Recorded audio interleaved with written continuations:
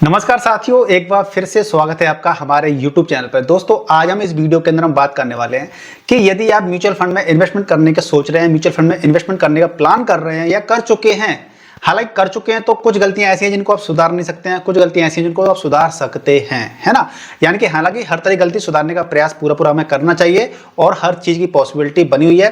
यानी कि आप पहले इस वीडियो को देख लीजिए, फिर आप डिसाइड कीजिएगा कि आपको करना क्या है। यानी कि दोस्तों, म्यूचुअल फंड में जब इन्वेस्टमेंट करते हैं तो कुछ ऐसी बातें होती हैं जो कि हमें इन्वेस्टमेंट करने से पहले समझनी चाहिए, देखनी चाहिए, तभी हम बेहतर तरीके से इन्वेस्टमेंट कर पाएंगे और बेहतर तरीके से हम अपना कॉर्पस तैयार कर पाएंगे। यानी कि वीडियो काफी इंफॉर्मेटिव होने वाला है। वीडियो को पूरा आखिर तक देखिएगा और वीडियो के साथ जल्दी से वीडियो को लाइक कर दीजिए, शेयर कर दीजिए और चैनल पे नए हैं तो चैनल को सब्सक्राइब कर लीजिए। देखिए, सबसे पहला जो पॉइंट होता है वो ये होता है कि हमें अपने जो गोल होते हैं उनको आइडेंटिफाई करना। अब देखिए, आप म्यूचुअल फंड में इन्वेस्टमेंट करने का प्लान कर रहे हैं तो आपने कुछ सोच तो रखा होगा कि आपको बच्चों की स्टडी के लिए इन्वेस्टमेंट करना है, इमरजेंसी फंड के लिए इन्वेस्टमेंट करना है, या फिर आपको रिटायरमेंट की प्लानिंग करनी है, घर लेना है, गाड़ी लेना है। आखिर किस चीज के लिए? ऐसा मैं इसलिए बोल रहा हूं क्योंकि हमारा जो गोल आइडेंटिफाई हो जाता है तो गोल के अकॉर्डिंग ही अलग अलग काइंड ऑफ म्यूचुअल फंड्स होते हैं। अब इस गोल में ये आ जाता है कि आपका गोल शॉर्ट टर्म के लिए है या फिर लॉन्ग टर्म के लिए है। अगर शॉर्ट टर्म के लिए है तो इसके लिए म्यूचुअल फंड कुछ अलग प्रकार के म्यूचुअल फंड होते हैं जिनके अंदर हम इन्वेस्टमेंट करते हैं, और लॉन्ग टर्म होता है तो लॉन्ग टर्म के अंदर कुछ अलग प्रकार के म्यूचुअल फंड होते हैं और उनके अंदर हम इन्वेस्टमेंट करते हैं। तो इसीलिए मैं कह रहा हूं कि आपको सबसे पहले एक पेन कॉपी लेकर के आप लिखिए पहले चीजों को कि आपके गोल क्या हैं। आप इन्वेस्टमेंट करना चाहते हैं तो क्यों इन्वेस्टमेंट करना चाहते हैं। अगला पॉइंट है कि रिस्क एपेटाइट को समझिए, यानी कि आपकी रिस्क लेने की क्षमता कितनी है।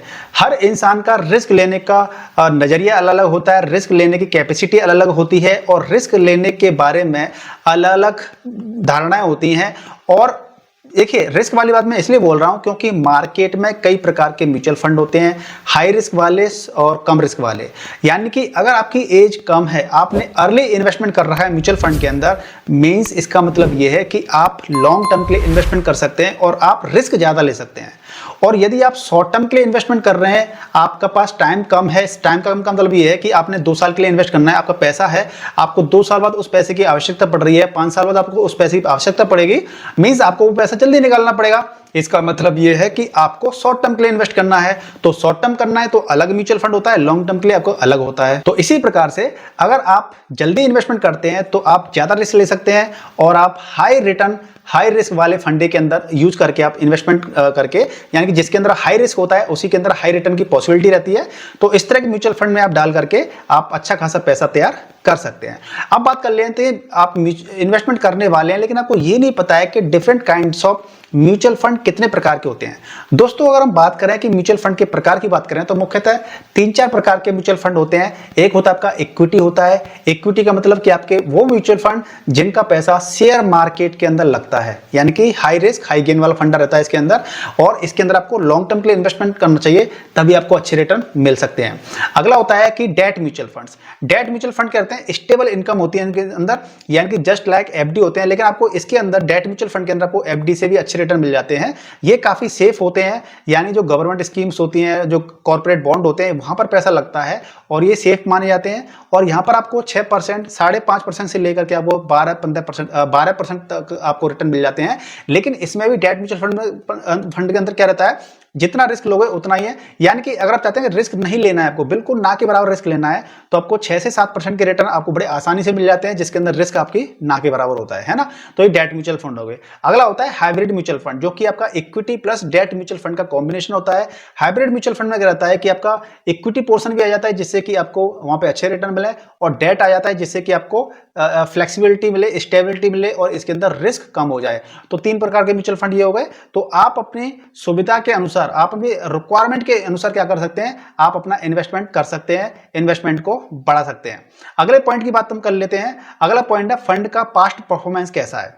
दोस्तों देखिए, पास्ट परफॉर्मेंस अगर किसी फंड की अच्छी है तो इसके बेसिस पर हम ये नहीं कह सकते कि आने वाले समय के अंदर भी इसी फंड की परफॉर्मेंस काफी अच्छी रहेगी, लेकिन हम इतना आइडिया लगा सकते हैं कि कोई चीज अगर पिछले 3 साल से उसकी परफॉर्मेंस कैसी है, 5 साल से कैसी है, पिछले 10 साल से कैसी है, तो आने वाले समय के अंदर, यानी कि आने वाले 3 साल के अंदर, आने वाले 5 साल के अंदर, आने वाले 10 साल के अंदर वो परफॉर्म अच्छा कर सकता है। यानी कि गारंटी नहीं दे सकते, लेकिन हम ये कह सकते हैं कि पास्ट में अगर परफॉर्मेंस अच्छी करता आया है तो आगे भी परफॉर्मेंस क्या कर सकता है, अच्छी कर सकता है। जब उसकी हम पास्ट की परफॉर्मेंस देखते हैं तो हमें कंसिस्टेंसी देखनी चाहिए। हमें ये नहीं देखना चाहिए कि उसने रिटर्न कितने अच्छे दिए हैं। मान लीजिए किसी साल उसने क्या किया कि वो नेगेटिव में रिटर्न दिए, किसी साल उसने मात्र 2% के रिटर्न दिए, किसी साल 5% रिटर्न दिए, लेकिन अब ओवरऑल 10 साल का देख रहे हैं तो उसने 22% के रिटर्न दिए मान लीजिए एग्जाम्पल के तौर पर। तो इसका मतलब ये नहीं कि फंड अच्छा है। आप उस फंड को देखिए जो कि लगातार कांस्टेंट तरीके से आपको कंसिस्टेंसी तरीके से आपको रिटर्न दे रहा है, यानी कि 10% दे रहा है तो 10% दे रहा है हर साल, 12% दे रहा है तो 12% हर साल दे रहा है, 15% दे रहा है तो 15% हर साल दे रहा है। यानी कि जिसने कांस्टेंट तरीके से रिटर्न दिए हैं वो आने वाले समय के अंदर भी कांस्टेंट तरीके से ही रिटर्न दे सकता है। तो इस प्रकार से हमें क्या करना चाहिए, उसकी पास्ट की परफॉर्मेंस देख करके उसकी कंसिस्टेंट परफॉर्मेंस कैसी है उसको हमें देखना चाहिए। अगला है दोस्तों कि एक्सपेंस रेशियो कितना है और फंड मैनेजर कैसा है। जब हम म्यूचुअल फंड में इन्वेस्टमेंट करते हैं तो हमारे सामने दो स्कीम होती हैं सेम, यानी कि दोनों का सेम पोर्टफोलियो है, तो वहां पर हमें फंड मैनेजर का चुनाव करना चाहिए, एक्सपेंस रेशियो का चुनाव करना चाहिए कि एक्सपेंस रेशियो किस फंड का कम है और फंड मैनेजर का पास्ट की परफॉर्मेंस कैसी है और उसने अभी तक कितने म्यूचुअल फंड को मैनेज किया है और उनकी परफॉर्मेंस कैसी है। इस हिसाब से हम ये कह सकते हैं कि भाई पर्टिकुलर कोई म्यूचुअल फंड है, उस फंड का फंड मैनेजर है, उसने काफी सारे म्यूचुअल फंड को मैनेज किया है और उसका ट्रैक रिकॉर्ड काफी अच्छा है और एक्सपेंस रेशियो भी काफी कम है, तो हम इसको कंसीडर कर सकते हैं। लेकिन किसी एक ही के बेसिस पे, एक पॉइंट के बेसिस हम ये नहीं कह सकते कि ये चीज अच्छी है, क्योंकि मान लीजिए अगर किसी म्यूचुअल फंड का एक्सपेंस रेशियो कम है लेकिन उसकी परफॉर्मेंस ठीक नहीं है तो हम इसको ये नहीं कह सकते कि इसका एक्सपेंस रेशियो कम है तो इसको हम ले लेते हैं, ठीक है ना। तो हमें कई सारे फैक्टर देखने पड़ते हैं तभी हम डिसाइड करते हैं कि हमारे लिए, हमारे इन्वेस्टमेंट के लिए कौन सा म्यूचुअल फंड बेहतर है जो कि आने वाले समय के अंदर अच्छा रिटर्न देगा। अगला जो पॉइंट है कि जब हम इन्वेस्टमेंट करते हैं तो हमारे लिए जो प्लेटफॉर्म होने वाला है उसका हमें चुनाव करना है। अब प्लेटफॉर्म का चुनाव करना है तो आजकल तो काफी सारी ऐप आ गई हैं, तो ऐप के जरिए आप इन्वेस्टमेंट करते हैं तो आपको ऐप का चुनाव ऐसे करना चाहिए कि ऐप कौन सी अच्छी है जिसके अंदर आपको आपका एक्सपेंस रेशियो, मतलब जो कहते हैं सॉरी एक्सपेंसेस होते हैं वो आपके जीरो के नियर बाई होने चाहिए, यानी कि आपको कोई भी जो एएमसी चार्जेस होते हैं एएमसी चार्ज ना देने पड़े, ऐसी आपको ऐप चूज करनी चाहिए। और ऐसी ऐप चूज करना चाहिए जो कि जिसका भी जो डाउन टाइम होता है, यानी आपने देखा होगा बहुत सारी ऐप क्या होती है क्रैश कर जाती हैं, है ना, तो ऐसी ऐप भी नहीं होनी चाहिए और हमारे लिए इजी टू हैंडल होनी चाहिए, यानी कि हम इजी तरीके से उसको मैनेज कर पाए, ऐप को चला पाए, रन कर पाए, ऐसी ऐप का हमें चुनाव करना चाहिए। अब इसके अंदर दो चीजें होती हैं। अब इससे म्यूचुअल फंड को जब इन्वेस्टमेंट करते हैं तो आपको दो प्रकार के म्यूचुअल फंड होते हैं, एक होता है डायरेक्ट प्लान, एक होता है रेगुलर प्लान। आप इस पॉइंट को प्रॉपर तरीके से अच्छे तरीके से समझ लीजिए क्योंकि इन दोनों प्लान का समझना बहुत ज्यादा जरूरी होता है। डायरेक्ट प्लान का मतलब ये होता है कि आप डायरेक्ट म्यूचुअल फंड में इन्वेस्टमेंट कर रहे हैं, बीच में कोई भी नहीं है, बीच में कोई भी मिडल मैन नहीं है, यानी कि आप अगर डायरेक्ट म्यूचुअल फंड में इन्वेस्टमेंट कर रहे हैं यानी कि इसका मतलब ये है कि आपको नॉलेज है, आपको जानकारी है म्यूचुअल फंड की और आपको रिस्क को भी बेहतर तरीके से समझते हैं कि किसके अंदर हमें इन्वेस्टमेंट कर रहे हैं तो कितना रिस्क इसके अंदर हो सकता है, तो ये चीज आप जानते हैं। तो यानी कि आप ऐप के जरिए या फिर डायरेक्ट आप एएमसी की वेबसाइट पर जाकर के आप वहां से बाई कर सकते हैं म्यूचुअल फंड, ठीक है। ये तो आपका डायरेक्ट प्लान हो गया। बेसिकली डायरेक्ट प्लान के अंदर रेगुलर प्लान के अंदर मेजर डिफरेंस होता है, वो होता है आपका एक्सपेंस रेशियो का। तो जो डायरेक्ट प्लान होते हैं और जो रेगुलर प्लान होते हैं इन दोनों के बीच में लगभग 1% का डिफरेंस होता है, यानी कि अगर एक्सपेंस रेशियो यहां पे 0.9% का है तो यहां पर 1.9% का एक्सपेंस रेशियो हो सकता है रेगुलर प्लान के अंदर। रेगुलर प्लान महंगा मिलता है क्योंकि इसके अंदर बीच में क्या होता है, एक एजेंट होता है और एजेंट के थ्रू हम चीजों को बाई करते हैं तो हमें कमीशन देना पड़ता है। लेकिन एजेंट जो प्लान होते हैं ना वो भी बुरे नहीं कहता हूं मैं इसको, मैं खुद म्यूचुअल फंड डिस्ट्रीब्यूटर हूं।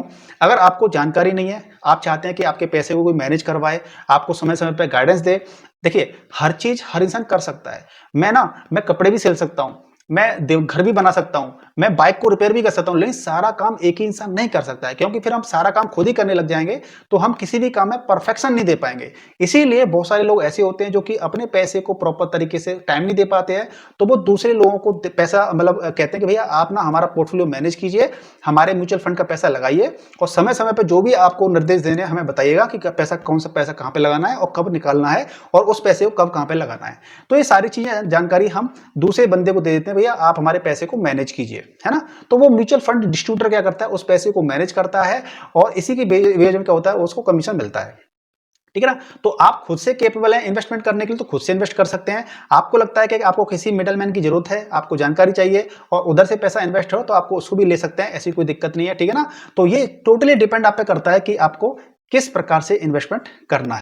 अगला जो पॉइंट होता है वो ये होता है कि हमें जो म्यूचुअल फंड में इन्वेस्टमेंट करना है तो हमें एसआईपी का अमाउंट कितना रखना है, हमारा गोल क्या है और हमें कितना कॉर्पस चाहिए, उस हिसाब से आप डिसाइड कीजिए कि हमें एसआईपी का अमाउंट कितना रखना है और डेट क्या रखनी है। बेसिकली जो सैलरी पेशा वाले इंसान होते हैं, जिनकी नौकरी पेशा वाले इंसान होते हैं, उनको क्या करना चाहिए कि जब सैलरी आती है उसके 1-2 दिन के बाद ही अपने एसआईपी की डेट रखनी चाहिए। मोस्टली होता क्या है कि मान लीजिए आपकी सैलरी आ जाती है 5 तारीख को, आपने डेट सेलेक्ट कर लिया 25 तारीख को, तो नॉर्मली जो नौकरी पेशा लोग होते हैं उनका क्या होता है कि 5 तारीख को अगर सैलरी आई है तो 25 तारीख तक पैसा रहता ही नहीं अकाउंट के अंदर, यानी पैसा खर्च हो जाता है। तो फिर एसआईपी हमें भरने में दिक्कत आती है और जब नहीं भरते हैं तो पेनल्टी भी लग जाती है।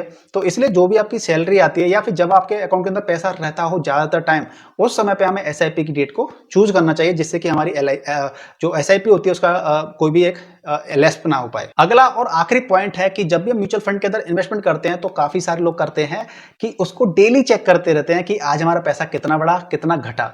तो देखिए, डेली चेक करने से ना तो पैसा बढ़ेगा ना घटेगा। पैसा आपका म्यूचुअल फंड के अंदर कब बढ़ता है? आप म्यूचुअल फंड में टाइम देते हैं तब। म्यूचुअल फंड का एक ही कॉन्सेप्ट है कि यदि आपने अच्छे प्रोडक्ट के अंदर लॉन्च म्यूचुअल फंड को पैसा लगा दिया है, अच्छे म्यूचुअल फंड के अंदर पैसा लगा दिया है, तो आप उसमें बस टाइम दीजिए, पेशेंस रखिए। 5 साल का, 7 साल का, 10 साल का, 15 साल का, 20 साल का, तभी आपका पैसा बन पाएगा। लेकिन आप डेली चेक करेंगे तो ऐसा भी नहीं है। लेकिन मैं ये भी कह रहा हूं कि ऐसा भी नहीं करना है कि हमें चेक ही नहीं करना है, भूल जाइए ऐसा ना।